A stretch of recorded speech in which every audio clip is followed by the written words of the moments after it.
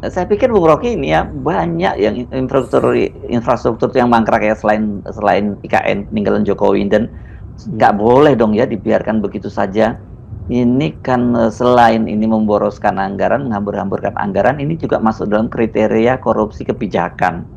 Di luar fakta bahwa banyak sekali proyek-proyek infrastruktur yang dipakai bancaan oleh ASN dan politisi.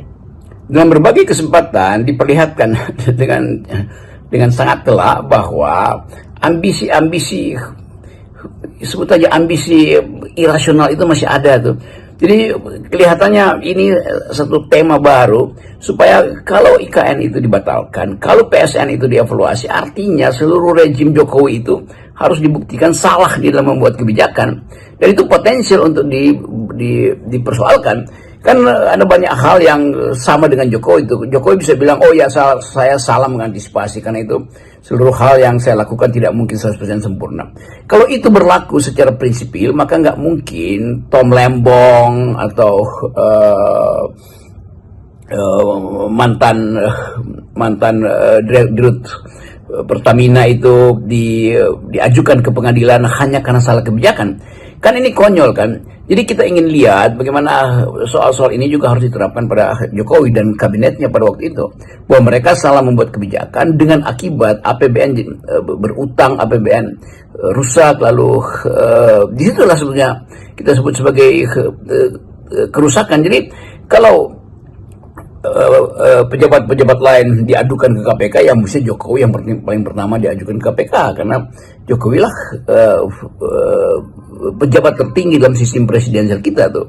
Nah ini sebetulnya hal-hal yang mau kita tegaskan di sini supaya jangan tebang pilih. Jadi pastikan bahwa Jokowi ada juga dalam sorotan potensi untuk dipersoalkan secara hukum karena gagal untuk menjaga kesehatan anggaran dan bisa dituduh itu sebagai satu korupsi dalam kebijakan. Nah ini hal-hal yang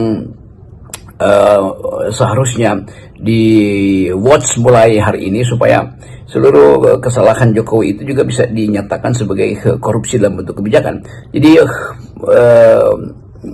diinjus oleh ambisi lalu tumbuh menjadi arogansi, dan itu sebetulnya inti dari korupsi. Jadi Pak Jokowi juga harus mulai didaftarkan dalam list baru oleh OCCRP untuk menerima award tahun depan misalnya itu, karena kasus-kasus yang ditinggalkan Pak Jokowi itu betul-betul kasus-kasus yang fenomenal, itu artinya betul-betul jadi sesuatu yang menggemparkan. Itu batalnya IKN, lalu berantakannya infrastruktur, dan yang lebih penting adalah kesehatan demokrasi itu dirusak oleh Presiden Jokowi itu.